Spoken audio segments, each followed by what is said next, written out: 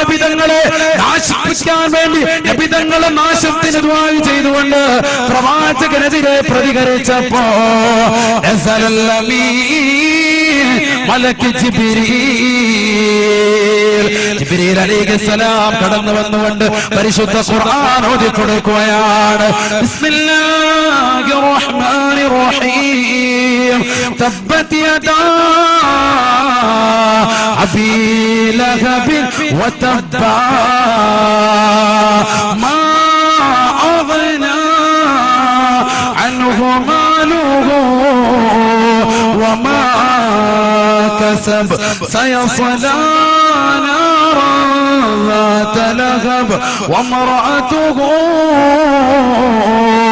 حمالة الحطب في جيدها حبل من مسد. എന്റെ പ്രിയപ്പെട്ടതാകുന്ന ചുറ്റുമൂലയിൽ കൂടി ഒരുമിച്ച് കൂടിയ സഹോദരങ്ങളോട് കുമ്മനം ഉസ്താദിൽ ഓർമ്മപ്പെടുത്താനുള്ളത് 1400 വർഷം മുമ്പ് നടന്ന ചരിത്രമാണ്.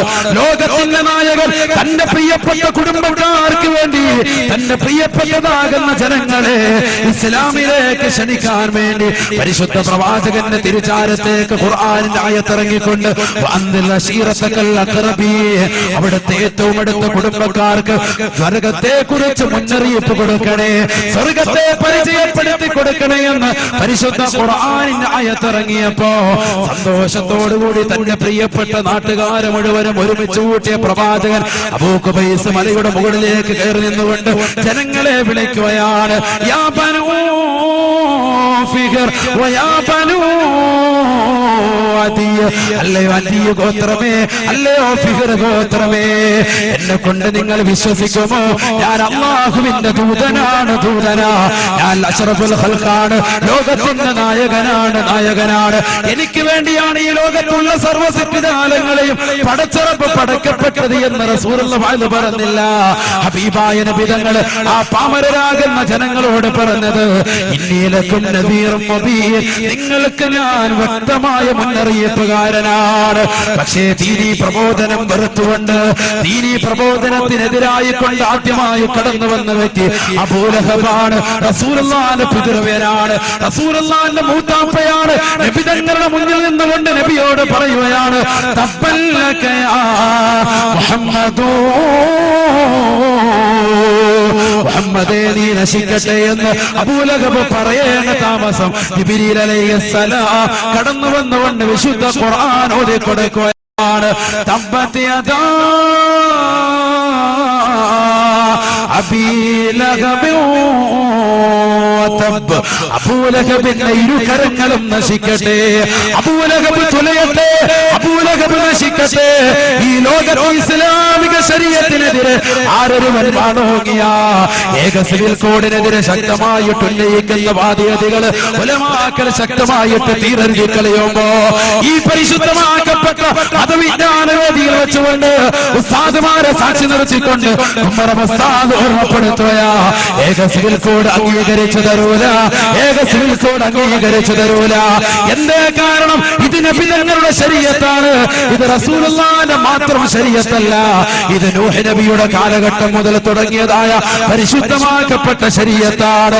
ആ കാലഘട്ടം മുതൽ ആദം നബിയുടെ കാലഘട്ടം മുതൽ ഹബീബായ നബി തങ്ങളുടെ കാലഘട്ടം വരെ ഈ പരിശുദ്ധമാക്കപ്പെട്ട ശരീഅത്തിനെ വികലമാക്കാനോ ഈ പരിശുദ്ധ ശരീഅത്തിനെ മാറ്റിമറിക്കാനോ ഒരാളെയും സമ്മതിച്ചിട്ടില്ല. ഇസ്ലാമിക പ്രബോധന ദൗത്യവുമായി നബി തങ്ങൾ തന്റെ പ്രിയപ്പെട്ട സമുദായത്തെ ക്ഷണിച്ചുകൊണ്ട് കുടുംബക്കാരെ ദീനിലേക്ക് സന്തോഷത്തോടുകൂടി അല്ലാഹുവിന്റെ റസൂൽ ക്ഷണിക്കുമ്പോ അബൂ ഖുബൈസ് മലയുടെ താഴ്വാരത്ത് വെച്ചുകൊണ്ടൊരു ശബ്ദമാണ്, തബ്ബല്ലക യാ മുഹമ്മദ്, മുഹമ്മദേ നീ നശിക്കട്ടെ, നശിക്കട്ടെ. അലിഹാദാ ജമഅതനാ, ഇതിനു വേണ്ടിയാണ് ഞങ്ങൾ നീ ഒരുമിച്ച് കൂട്ടിയത് എന്ന് ചോദിച്ചതാകുന്ന അബൂ ലഹബിനെതിരെ റസൂലുള്ളാഹിയെ സ്നേഹിക്കുന്നത് അല്ലാഹുവാണ്. അതുകൊണ്ട് തന്നെ പടച്ചറപ്പ് തന്നെ അബൂ ലഹബിനെതിരെ ശക്തമായി ആയത്തിറക്കുകയാണ്. തബ്ബത് യദാ അബീ ലഹബ് വതബ്ബ. അബൂ ലഹബിന്റെ ഇരു കരങ്ങളും നശിക്കട്ടെ, നശിക്കട്ടെ എന്ന് മാത്രമല്ല വതബ്ബ, നശിച്ചിരിക്കുന്നു, നശിച്ചിരിക്കുന്നു. പിന്നീട് നശിക്കുമെന്നല്ല പറഞ്ഞത്, പിന്നീട് നശിക്കുമെന്നല്ല പറഞ്ഞത്. വാക്കിന്റെ അർത്ഥങ്ങളെ വ്യക്തമായ രീതിയിൽ അറിയാവുന്ന ഉസ്താദുമാരിവിടെ ഉണ്ട്. നശിച്ചു കഴിഞ്ഞു, നശിച്ചു, ഇതോടുകൂടി നശിച്ചു. അല്ലാഹു കാത്തിരക്ഷിക്കട്ടെ. ദീനീ പ്രബോധനം നടത്തുന്ന ഉലമാക്കൾക്കെതിരെ, പണ്ഡിതന്മാർക്കെതിരെ, മതപ്രബോധനം നടത്തുന്നതാകുന്ന സാലിഹീങ്ങൾക്കെതിരെ, ദീനിന്റേതാകുന്ന ശിആറുകളെ ഉയർത്തിക്കാട്ടുന്ന സമ്മേളനങ്ങൾക്കെതിരെ മോശപ്പെട്ടതാകുന്ന വാക്കുകൾ പറയുന്ന മുസ്ലിം സമൂഹമേ, ചുമരെഴുത്ത് നടത്തുന്ന സഹോദരങ്ങളെ, വാട്സാപ്പിലൂടെ ഫേസ്ബുക്കിലൂടെ മോശപ്പെട്ട കമന്റുകൾ ഇട്ടുകൊണ്ട് ജനങ്ങളെ അവഹേളിക്കുന്നവരെ, തന്റെ പ്രിയപ്പെട്ട സ്വന്തം സഹോദരിയാകുന്ന അയൽവാസിനികളാകുന്ന സഹോദരിമാരെ കുറിച്ച് പോലും മോശപ്പെട്ട അപവാദങ്ങൾ പറഞ്ഞുകൊണ്ട് അവരെ കുറിച്ച് ഇല്ലായ്മത്തരം പറയുന്ന മുസ്ലിം ചെറുപ്പക്കാരെ, സഹോദരങ്ങളെ, പഠിച്ചു വെക്കണേ, പഠിച്ചു വെക്കണേ.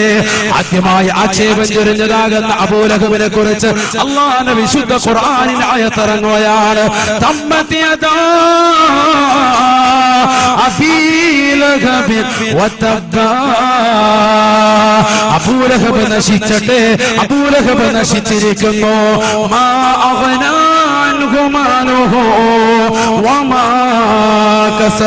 അബൂലഹബ് ഭൂമുഖത്ത് ഒരുമിച്ച് കൂട്ടിയതാകുന്ന കോടാനുകോടി ദീനാറുകൾ അവന്റെ ജീവിതത്തിൽ പ്രയോജനം ചെയ്യൂല, അവന്റെ ജീവിതത്തിൽ അവനെ രക്ഷപ്പെടുത്തൂല. ദുനിയാവിലെ അപകടങ്ങളിൽ നിന്ന് മാത്രമല്ല, നാളെ ആഖിറത്തിലും അബൂലഹബ് രക്ഷപ്പെടൂല എന്ന് പരിശുദ്ധ ഖുർആൻ ആയത്തിറക്ക. എവിടെ കൊണ്ട് എത്തിച്ചു? അവനെ കത്തിജ്വലിക്കുന്ന നരകത്തിലേക്ക് അല്ലാഹുവിനെ എത്തിച്ചു. അല്ലാഹു കാത്തിരക്ഷിക്കും. അല്ലാഹു പറഞ്ഞില്ലേ, സയസ്ലാ നാറൻ ലഹബ്. അവന്റെ പേര് പോലെ തന്നെ കത്തിജ്വലിക്കുന്നതാകുന്ന നരകത്തിലേക്ക്, തീനാളങ്ങളാകുന്ന നരകത്തിലേക്ക് അവനെ നാം ചേർക്കുമേ, ചേർക്കുമേ. പിന്നീട് നാം അവനെ കത്തിജ്വലിക്കുന്നതാകുന്ന നരകത്തിലേക്ക് എത്തിക്കുമേ, എത്തിക്കുമേ. പരിശുദ്ധ ഖുർആൻ ഹബീബായ നബി സല്ലല്ലാഹു അലൈഹി വസല്ലമ തങ്ങൾ നടക്കുന്ന വഴിയിലൂടെ പ്രവാചക പൊങ്കവനെ ബുദ്ധിമുട്ടിക്കാൻ വേണ്ടി കല്ലുമുളിച്ചെടികൾ വാരി വിതറിയതാകുന്ന പ്രവാചകന്റെ ഏറ്റവും കൂടുതൽ ശത്രുത വെച്ചതാകുന്ന പ്രവാചകന്റെ മൂത്തുമ്മയാകുന്ന ഹമ്മാലത്ത് എന്ന പരിശുദ്ധ ഖുർആൻ പരിചയപ്പെടുത്തിയ അബൂലഹബിന്റെ ഭാര്യയാകുന്ന വിറക് ചുമക്കുന്നതാകുന്ന പെണ്ണിനും നരകത്തിലാണെന്ന്, നരകത്തിലാണെന്ന് പരിശുദ്ധ ഖുർആൻ. എന്തുകൊണ്ട് സംഭവിച്ചതാ? അഷ്റഫുൽ സയ്യിദുനാ റസൂലുള്ളാഹി സ്വല്ലല്ലാഹു അലൈഹി വസല്ലം തങ്ങളെ എതിർത്തപ്പോൾ സംഭവിച്ചതാ. ഇങ്ങനെ വിശുദ്ധമായ ഖുർആനിൽ നിങ്ങൾ ആയത്തെടുത്തു നോക്ക്. അല്ലാഹുവിന്റെ റസൂൽ സല്ലല്ലാഹു അലൈഹി വസല്ലം തങ്ങൾക്ക് എന്ത് വിഷമം സംഭവിച്ചാലും ആ വിഷമങ്ങൾ ഉണ്ടാകുന്ന സന്ദർഭത്തിലെല്ലാം അല്ലാഹു സുബ്ഹാനഹു വ തആല ആയത്തുകൾ ഇറക്കി നോക്ക്. അപ്പോഴൊക്കെ അല്ലാഹു ആയത്ത് അടിക്കടി റസൂലുള്ളാഹിന്റെ വിവാഹം കഴിഞ്ഞു, സൈനബാവി മൊത്തത്തിൽ വിവാഹം കഴിഞ്ഞു. അള്ളാന്റെ റസൂലിന്റെ ഭാര്യമാരുടെ പേര് ഒരു പക്ഷേ നമുക്ക് പരിപൂർണമായി അറിയൂല. റസൂലുള്ളാഹിന്റെ മക്കളെ കുറിച്ച് പഠിക്കാൻ, റസൂലുള്ളാഹിന്റെ സഹധർമ്മികളെ കുറിച്ച് പഠിക്കാൻ അള്ളാഹു നമുക്ക് തൗഫീഖ് തരട്ടെ. ഈ റബീഉൽ അവ്വൽ മാസം വന്നിട്ട് നമ്മുടെ പ്രിയപ്പെട്ടതാകുന്ന മക്കളുടെ കയ്യിലേക്ക് മകനെ 10ാം ക്ലാസ്സിൽ പഠിക്കുന്ന പൊന്നുമോൻ, പ്ലസ് ടു പഠിക്കുന്ന മകൾ, നല്ല വിദ്യാഭ്യാസമുണ്ട്, ബോധമുണ്ട്, വിദ്യയുണ്ട്, വിവേകമുണ്ട്, തന്റെ ഇടമുണ്ട്, നല്ല പക്വതയുണ്ട്. ആ മക്കളുടെ കയ്യിലേക്ക് ഒരു പുസ്തകം നമ്മൾ വാങ്ങിച്ചു കൊടുത്തിട്ടുണ്ടോ? പിന്നെന്ത് പ്രവാചക സ്നേഹം! നമ്മൾ മൗലിദുകൾ ചെല്ലുന്നു, പ്രവാചകന്റെ പേരിൽ നമ്മൾ സദസ്സുകൾ സംഘടിപ്പിക്കുമ്പോ അഷ്റഫുൽ സയ്യിദുനാ റസൂലുള്ളാഹി സ്വല്ലല്ലാഹു അലൈഹി വസല്ലം തങ്ങളെ കുറിച്ചുള്ള അറിവ്, പ്രവാചകന്റെ ഭാര്യമാരെ കുറിച്ചുള്ള എണ്ണം, പ്രവാചകന്റെ മക്കളെ കുറിച്ചുള്ള എണ്ണം പോലും നമുക്കറിയാത്തൊരവസ്ഥ. ഹബീബായ നബി മുഹമ്മദ് റസൂലുള്ളാഹി സ്വല്ലല്ലാഹു അലൈഹി വസല്ലം തങ്ങൾ ഒരു വിവാഹം കഴിച്ചു. ഒന്നല്ല, പ്രവാചകൻ 11 വിവാഹം കഴിച്ചിട്ടുണ്ട്. റസൂലുള്ള വഫാത്താകുമ്പോൾ 2 പേരാണ്, 9 പേരാണ് അല്ലാഹുവിന്റെ റസൂൽ സ്വല്ലല്ലാഹു അലൈഹി വസല്ലം തങ്ങൾ.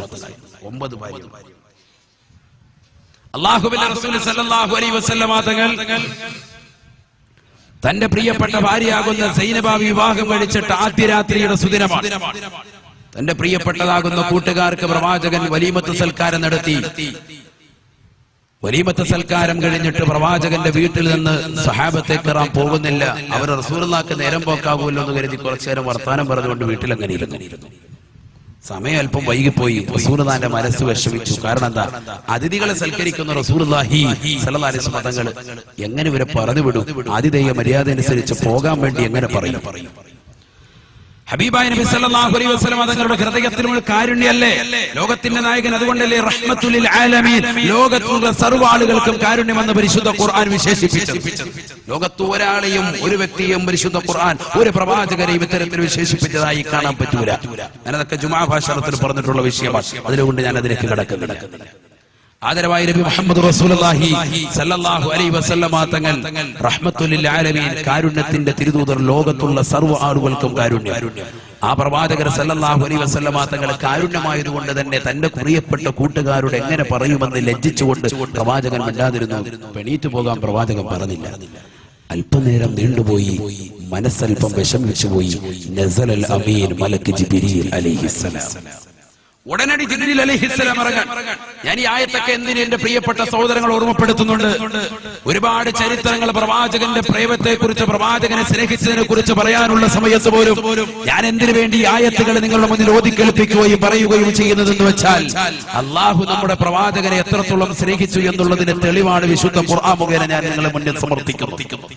പരിശുദ്ധ ഖുർആൻ ഉടനെ തന്നെ ആയത്തിറക്കാൻ. ബിസ്മില്ലാഹിർ റഹ്മാനിർ റഹീം.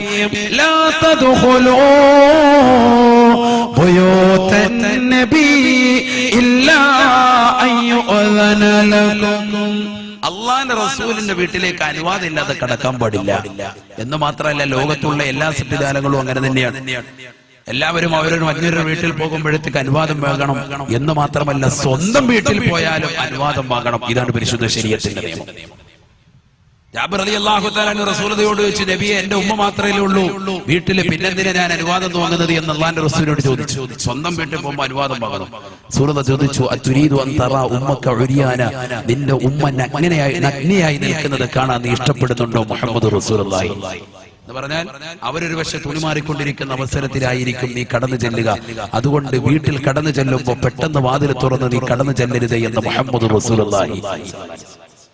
ഇതൊക്കെ ഒരുപാട് മാതൃകയാണ് പ്രവാചകന്റെ ജീവിതം. അതുകൊണ്ട് തന്നെ സഹാബത്തിനോട് പ്രവാചകർ സല്ലല്ലാഹു അലൈഹി വസല്ലമ തങ്ങൾ ആയത്തോതി കൊടുക്കുന്നു. അല്ലാഹു പ്രവാചകനെ സ്നേഹിക്കുന്ന വിശുദ്ധമായ ഖുർആൻ ആയത്തിറക്കിക്കൊണ്ട് പ്രവാചകന്റെ വീട്ടിലേക്ക് നിങ്ങൾ അനുവാദം കൂടാതെ കടക്കാൻ പാടില്ല. മാത്രമല്ല, വലാകിൻ ഇദാ ദുഈതും ഫദ്ഖുലൂ, ക്ഷണിച്ചാൽ നിങ്ങൾ പോകുകയും വേണം. ഒരാൾ ക്ഷണിച്ചു, കല്യാണത്തിന് ക്ഷണിച്ചു, ഒരു പരിപാടിക്ക് ക്ഷണിച്ചാൽ പറ്റുമെങ്കിൽ ഉടനെ തന്നെ പറയണം, ഇൻഷാ അല്ലാഹ് ഞാൻ എത്തും എന്ന് പറയണം. പറ്റൂല എങ്കിൽ അപ്പോൾ തന്നെ ഒഴിവ് കഴിവുകൾ പറഞ്ഞു മാറിയ ഉറപ്പ് കൊടുക്കണം. ഞാൻ വരുമെന്ന് ക്ഷണം സ്വീകരിച്ചതിന് ശേഷം പോകാതിരിക്കാൻ പാടില്ല. എന്തെങ്കിലും പ്രത്യേക കാരണങ്ങൾ ഉണ്ടായാലല്ല. വിശുദ്ധ ഖുർആനാണ് ഇതൊക്കെ പഠിപ്പിക്കുന്നത്. വലാകിൻ ഇദാ ദുഈതും ഫദ്ഖുലൂ വഇദാ തുഇംതും ഫന്തശിറൂ. നിങ്ങളെ ക്ഷണിച്ചു കഴിഞ്ഞാൽ നിങ്ങൾ കടന്നു ചെല്ലണേ, കടന്നു ചെല്ലണേ, റസൂലുള്ളാഹിന്റെ വീട്ടിലേക്ക് നിങ്ങൾ പോകണേ എന്ന് വിശുദ്ധ ഖുർആൻ.